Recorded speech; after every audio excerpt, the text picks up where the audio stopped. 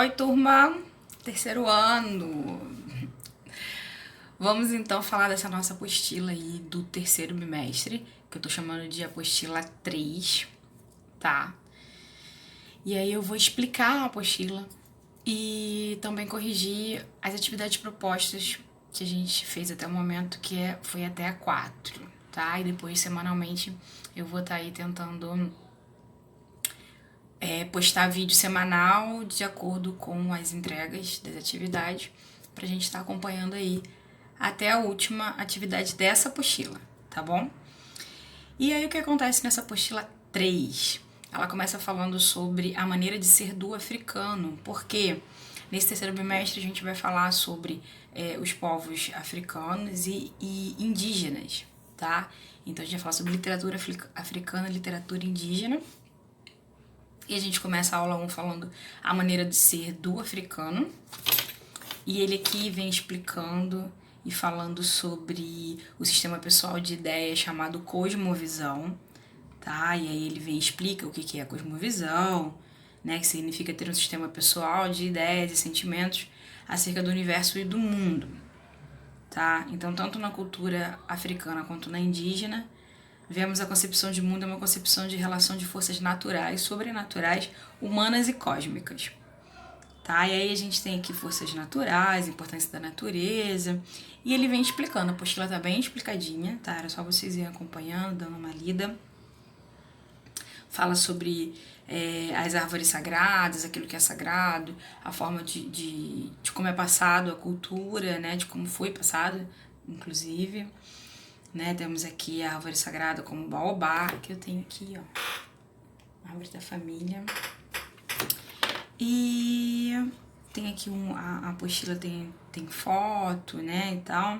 Depois temos aqui as forças humanas pelos griots, que são as sabedorias dos ancestrais, né, a forma como era passada, todos a cultura, os rituais, era tudo oralmente, né, eles não tinham nada escrito E aí vem explicando tudo isso e tal, e aí vem a atividade.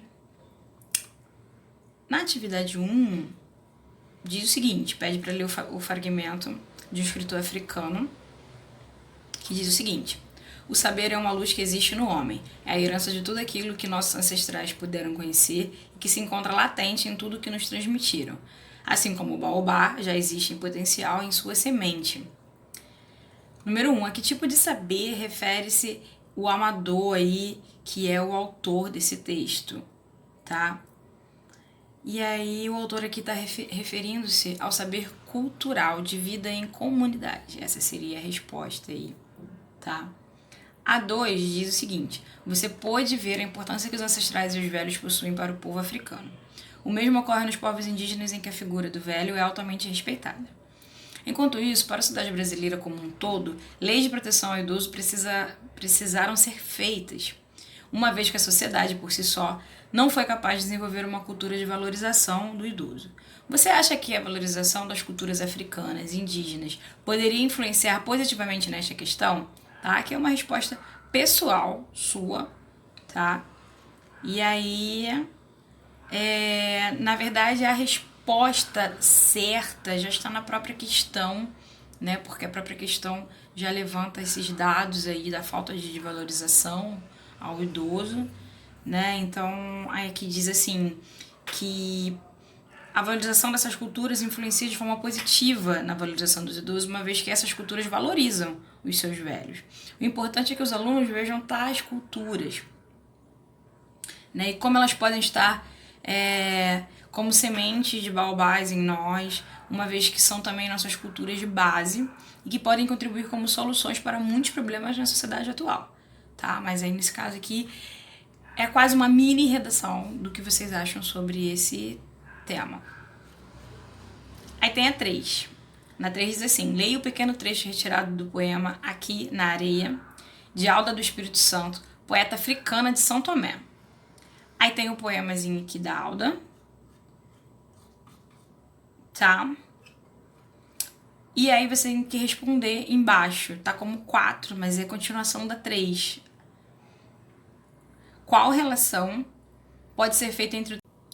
E aí nós temos aí qual relação pode ser feita entre o texto da poeta Alda e o conteúdo da aula, desta aula. Diga em que parte do texto da poetisa você pôde enxergar elementos estudados por você, né? Tudo que foi escrito lá em cima na apostila. A aula girou em torno de se compreender a importância do saber cultural transmitido. No poema acima, podemos ver um adulto rodeado por criança, contando histórias e essa reproduzindo em desenhos as histórias ouvidas. O mais interessante nesta reprodução é que as histórias ouvidas retratam e influenciam a própria vida e os destinos, tá? Então essa seria a resposta aí dessa questão, que eles estão colocando como 4, tá? Então a gente segue aqui com a 5. Em que parte da poesia se vê que as histórias orais representam uma tradição que buscavam transmitir princípios e valores da vida africana de geração para geração? A parte da poesia que encontramos referência sobre a transmissão de princípios e valores da vida africana na tradição oral é onde está ali uma legião de cabecinhas pequenas à roda de mim, no voo magistral em torno do mundo, desenhando na areia a senda de todos os destinos, pintando na grande tela da vida uma história bela. Tá? Então, nesse trecho aí é que a gente encontra essa referência sobre a transmissão. Na 6 diz assim, leia o trecho do sociólogo Gilberto Freire. Todo brasileiro, mesmo alvo de cabelo louro, traz na alma, quando não na alma e no corpo, a sombra, ou pelo menos a pinta do indígena e do negro. Gilberto Freire afirma que todo brasileiro traz uma herança indígena ou africana, ainda que não genética. Explique tal afirmativa. Também é uma resposta pessoal, tá? Mas com argumentação. Então, a gente tem aqui, ó, que seria mais ou menos o quê? O que quando o brasileiro não traz a herança indígena e africana na sua genética, ele trará por ter nascido e crescido em uma cultura influenciada por esses dois grupos. Então, de qualquer forma, ele vai ter essa influência nele, né? No ser dele, né? Na formação do ser dele. E aí a gente encerrou a aula 1. Começa-se a aula 2, que já pula para o indígena, embora a gente tenha falado do índio também na aula 1. A maneira de ser do indígena. Aí ele aqui vem falando sobre o universo indígena e a cultura, sobre os rituais, cânticos, cerimônias, festas, arte da pintura, enfeites, vestimentas, né? E aí vem tudo bem explicadinho aqui, muitas informações para vocês, bem legal. Tem um link aqui que seria legal vocês darem uma olhadinha também, tá? Aí fala sobre um autor índio chamado Daniel Munduruku, e aí, tipo, vem falando sobre a aldeia dele, o que ele escreveu, e a gente já entra na atividade. Na atividade, vem aqui um texto desse Daniel, do índio Daniel, chamado Acertando as Palavras. Aí vocês têm que ler esse texto para poder responder as perguntas que vêm a seguir. Beleza? Então, temos ali a pergunta 1. No texto Acertando as Palavras, Daniel nos mostra um novo olhar para a palavra índio nos dias de hoje. Mas, em determinados momentos, geralmente tem um valor pejorativo, que desvaloriza o índio. Como a expressão programa de índio pode comprovar isto, tá? Então, ele quer saber aí como que essa expressão, fui lá, mas era um programa de índio. Como que isso pode comprovar que dizer que é um programa de índio é algo pejorativo, algo que pode ser ruim, pode ser uma furada, né, que é o que a expressão ela tende a significar. E aí, de modo geral, a palavra índio faz referência a coisas exóticas, que merecem pouco respeito ou credibilidade. E a expressão programa de índio comprova isso, pois é utilizada para programas ruins, chatos, cansativos, tá? Dentro desses termos aí, então quem conseguiu responder não precisava elaborar uma resposta muito grande, já fica show de bola. Na questão 4, diz assim, o título do texto, Acertando as Palavras, explica em que situação a palavra índio surgiu e foi empregada para se referir aos povos indígenas. Releia o segundo parágrafo e dê exemplos de. Então é legal a gente voltar lá no texto, é um texto bem legal, e a gente vai ler. Acertando as Palavras. As palavras sempre trazem um significado escondido dentro delas. Às vezes é um sentido positivo, outras negativo. A palavra é capaz de construir ou destruir, levantar ou derrubar, alegrar ou entristecer, abençoar ou amaldiçoar. Ela é um instrumento poderoso e foi usada muitas vezes para convencer pessoas de ideias que elas nem sempre acreditavam. Na tradição religiosa cristã, está escrito que a palavra se fez carne para habitar em nós. Entre alguns povos indígenas, como os Guarani, disse que nenhuma palavra deve sair de nossa boca se não for para edificar, se não for para dizer a verdade. Para alguns índios, a palavra é como um pássaro, que quando é libertado, ninguém mais consegue prender. Por isso é preciso tomar cuidado quando formos libertá-lo.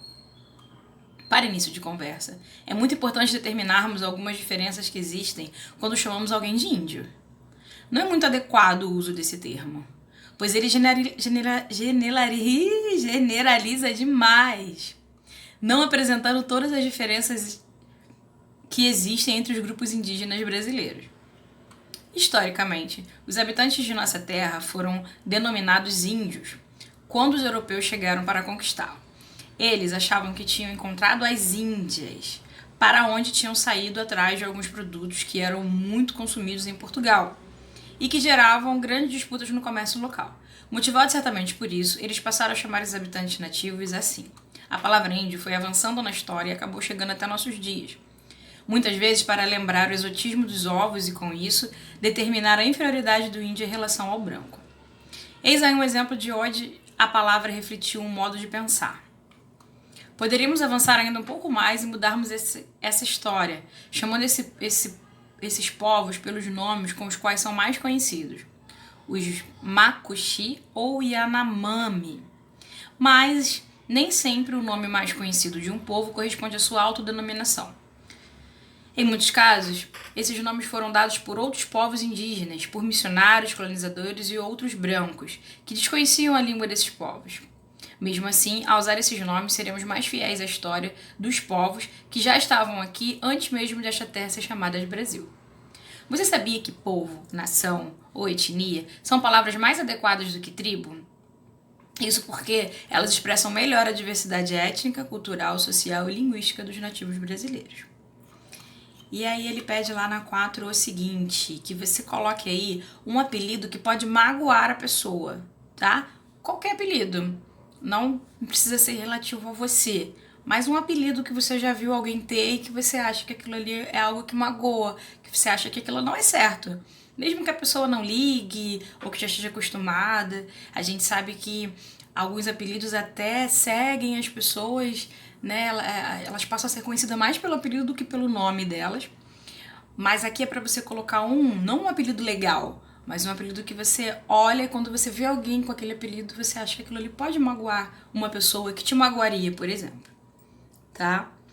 Na letra B, pede para que você coloque palavras para alegrar e outras para entristecer, tá? Então a gente tem aqui como exemplos palavras para alegrar.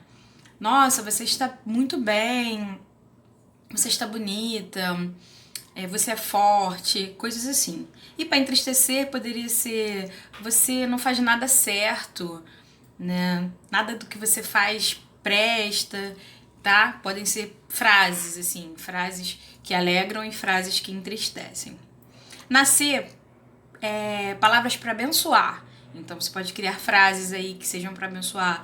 Deus te abençoe, que os anjos digam amém, né? E dê palavras que possam deixar a pessoa mais animada para enfrentar um problema, como vai, você consegue, não desista, beleza? Então são respostas pessoais e vocês vão colocar de acordo com aquilo que vocês entendem. Na aula 3, fala assim, lendas e provérbios africanos e indígenas. E aí começa falando que você certamente já ouviu muito falar sobre a palavra cultura local, regional, nacional. E aí vem aqui explicando o que é a palavra cultura, que é um conjunto de manifestações artísticas, sociais, linguísticas e comportamentais de um povo. Tá? E aí vem aqui falando sobre as manifestações culturais e toda essa trajetória. Vocês vão lendo, aqui me fala sobre também lendas e provérbios, né, que construíram essas culturas. e aqui vem explicando o que é lenda, que é uma narrativa fantasiosa transmitida pela tradição oral através dos tempos. O objetivo da lenda é tentar explicar fatos desconhecidos, misteriosos, e assim vai. E aqui fala sobre provérbios, então vocês conseguem saber aí, identificar, né, as diferenças entre lenda e provérbios. Os provérbios também são transmitidos através da tradição oral. São textos que têm a finalidade de transmitir conhecimentos comuns sobre a vida. Lições, né, palavras de ânimo e tudo mais. Por exemplo, um exemplo de provérbios aqui, a gente tem: um leão não se vira quando um cachorrinho late. Se quer saber o final, preste atenção no começo. Tá? São provérbios, existem provérbios de diversas origens, né, e diversas culturas que a gente tem para poder estar transmitindo. E a atividade dessa aula 3 é o seguinte: vem falando sobre a lenda do dilúvio, é uma lenda indígena, tá? E aí você tem que ler esse trechozinho aí da lenda do dilúvio para poder responder. Há muito tempo atrás, esta oração expressa a noção de tempo. Em relação ao momento, é possível dizermos que é necessário que você perceba a noção de tempo que a oração transmite. É necessário que o mesmo seja levado a perceber que o momento não é determinado, mas é pretérito, é algo anterior, algo passado, tá? Que é o que está se falando aqui quando a gente começa a falar assim, há muito tempo atrás, é porque é algo passado. Então a gente tem aí a letra A. Esta oração expressa a noção de tempo. Em relação ao momento, é possível dizermos que é anterior e determinado. É um tempo determinado, um tempo preciso. Então a questão aí, letra A. Na questão 2, se pensarmos que as lendas tentam explicar determinados mistérios que são, na verdade, do próprio ser humano, desse modo podemos observar que os textos se relacionam. Assim, a lenda acima se relaciona com um mito, nesse caso aí, bíblico, tá? Porque quando a gente lê a lenda do dilúvio, e a gente sabe que teve lá Noé, né, e tudo mais lá na Bíblia. Então, ela está fazendo uma referência a algo bíblico. Então, letra D. Na questão 3, no cume de um deles ostentava uma alterosa palmeira. Reescreva o trecho, substituindo as palavras destacadas por outras equivalentes, tá? Que sejam mais atuais. Então, reescrita, ela ficaria assim: no alto de um deles ostentava uma grande palmeira, tá? Então, de forma mais simples, a frase reescrita ficaria assim. B. O pronome demonstrativo deles substitui que palavra mencionada anteriormente? Tem que voltar lá no texto para você poder entender, tá? Nesse caso aqui, substitui a palavra montes. Questão 4. Explica o sentido dos provérbios africanos abaixo. Aquele que não sabe dançar irá dizer: as batidas dos tambores estão ruins. É uma resposta pessoal para dizer o que vocês entenderam, tá? Mas aí a gente pode dizer algumas explicações possíveis para esse provérbio africano aí, que uma delas é muito fácil a gente responsabilizar a situação ou alguém, né, pela nossa incapacidade, né? Ou que também que muitas vezes a gente não quer admitir a nossa capacidade de realizar algo, então é mais fácil a gente dizer que o problema está com a outra pessoa ou está em determinada situação, quando na verdade está em nós mesmos.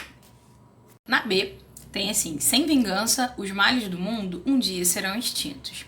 E aí ele quer saber o que você entendeu disso aí. Lembrando que sempre tem uma lição de moral dentro desses provérbios, né? Nesse caso aqui, sem vingança, os males do mundo um dia serão extintos. Ele quer dizer que se você ficar se vingando, né? Ficar nesse ciclo aí, o mal não vai cessar nunca. Porque te fizeram mal, aí você vai se vingar fazendo outro mal, e aí a outra pessoa vai querer se vingar do se vingar, e aí isso nunca vai acabar, tá? Então é um provérbio para que tentar trazer a pessoa o quê?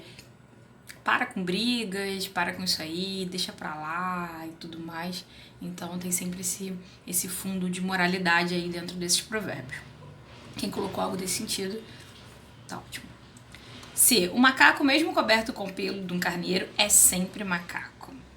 E aí você pode entender que o quê? Que a essência de cada um é sempre a mesma, mesmo que ela seja coberta de ouro, né? É impossível a gente esconder quem a gente realmente é.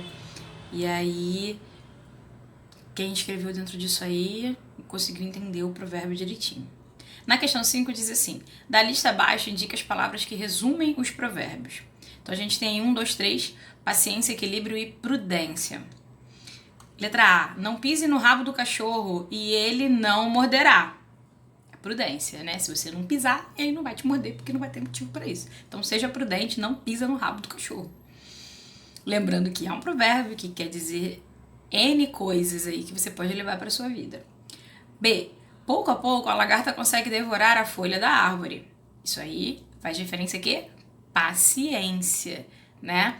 A lagarta é o quê? Pequenininha, mas de pouquinho em pouquinho, mordidinha em mordidinha, ela consegue fazer o quê? Devorar a folha da árvore inteira. Então, se você for paciente, né, fazer as coisas ali, eu não posso fazer muito, mas o pouco que você pode fazer, se você não desistir, perseverar, tiver paciência, você vai conseguir o seu objetivo no final. E a C: coisa madura demora a crescer, coisas frágeis morrem. É pra quê? Pra você ter um equilíbrio, né? Nem demorar demais, nem ser rápido demais. E aí você buscar sempre um equilíbrio em tudo aquilo que você tá fazendo. Tá? E aí a gente já pula pra aula 4, né? Que são as características da literatura africana indígena. E aí ele vem aqui explicando que nas aulas anteriores falou sobre culturas, manifestações artísticas do povo, né? E ele vem falando aqui sobre algumas características. Temos aqui o culto aos ancestrais, aos antepassados, né? E a socialização, que sintetiza todos os elementos que estruturam a cosmovisão africana e indígena, fazendo uma ponte imediata com a história e a memória no desejo de não esquecer o passado. E aí tem um trechinho aqui da minha culto. Venham, papá teve um sonho. E nos juntávamos, todos completos, para escutar as verdades que lhe tinham sido reveladas. Taímo recebia notícia do futuro por via dos antepassados, tá? É um texto do Minha Couto, onde escreve-se da forma como eles falavam, tá? Então por isso que tem essas palavrinhas assim, aspas erradas, né? A gente tem que ler realmente como se estivesse ouvindo eles falar. Aí fala que no fragmento percebemos todos sendo chamados para ouvir o pai, a pessoa mais velha, ou seja, se juntar para ouvir o que os antepassados tinham a dizer, o que eles iriam revelar. Temos também como característica religiosidade e mito de criação. Tá? Os cultos religiosos tradicionais da África voltavam-se em linhas gerais aos antepassados ou às divindades da natureza. Já mito de criação é uma narrativa simbólica pertencente a uma cultura, tradição ou povo que descreve o seu mais remoto início, origem, nascimento, né? É um mito, é algo que eles tendem a acreditar naquilo ali que foi daquela forma que foi criado, que foi daquela forma que aconteceu, tá? Temos aí também, aí tem os exemplos aí embaixo, seguindo. Outra característica dos povos africanos e indígenas é a liberdade. Tá? É uma das maiores anseios desses povos que tanto sofreram com seu passado, com colonização e com escravidão. E aí nós temos uns textos também que exemplificam bem. Outras características são identidade nacional, a língua própria deles, né? Exemplo de identidade e língua na literatura africana. E aí a gente já pula para a atividade dessa aula 4. Que diz assim: na atividade 4 dessa aula 4, a gente tem o seguinte: leia o fragmento do primeiro capítulo do romance africano Terra Sonâmbula, do autor moçambicano Minha Couto, e em seguida responda as questões. Tá? Então temos aqui um fragmento, um pedaço do primeiro capítulo desse romance africano. Minha Couto é assim, super indico a leitura, né, desse autor. Tem muita coisa legal. E aí ele vem aqui o texto, tal, para você poder responder as perguntas lá embaixo. Tem que ler ele com cuidado, com atenção. Tem um vocabuláriozinho aqui embaixo, com algumas palavras, né, de difícil entendimento. Aí, questão 1. Dentro dos vários elementos da cosmovisão do povo africano, há uma relação muito forte com a natureza. Retire do texto exemplos dessa relação. Aí tu volta lá no texto para achar isso. E aí nós temos aí vida boa, aconselhava ele, é chupar manga sem descascar o fruto, tá? É um exemplo dessa relação aí com a natureza. 2. O que significa para a cultura africana o trecho sublinhado? Nesse entretempo, ele nos chamava para escutarmos seus imprevistos improvisos. E aí significa o quê? Dar valor aos ancestrais, aos mais velhos e escutar os ensinamentos dos antepassados, tá? É isso que significa para a cultura africana esse trecho aí. Na 3, o respeito à ancestralidade é tema recorrente nas narrativas que resgatam as raízes africanas. Retire do texto uma passagem que faça referência à ancestralidade. E aí nós temos essa passagem aqui, ó. Nesse entretempo, ele nos chamava para escutarmos seus imprevistos improvisos, as histórias dele faziam o nosso lugarzinho crescer até ficar maior que o mundo. Tem outro trecho também que seria: e nos juntávamos todos completos para escutar as verdades que lhe tinham sido reveladas. Beleza? Na 4, explica o significado dos nomes dos filhos de Taímo, Kindizu e Junho. Kindizu, o significado, é o nome que se dá às palmeiritas mindinhas, essas que se curvam junto às praias. E junho faz referência ao dia da independência de Moçambique, que é 25 de junho. Na questão 5, qual dos nomes acima tem relação com a africanidade, com a identidade de Moçambique e da África? E pede para justificar. Tá? Então, assim, os nomes seriam Kindizu, pois já faz referência à natureza, aspecto muito importante na cultura africana, e é um nome característico da região. Tá? Então, qual dos nomes tem relação com a africanidade seria esse aí. Na 6, reconheça qual dos aspectos da cosmovisão africana aparece destacado no trecho. E nos juntávamos todos completos para escutar as verdades que lhe tinham sido reveladas. Tá? Então, os aspectos aí tá na D, socialização.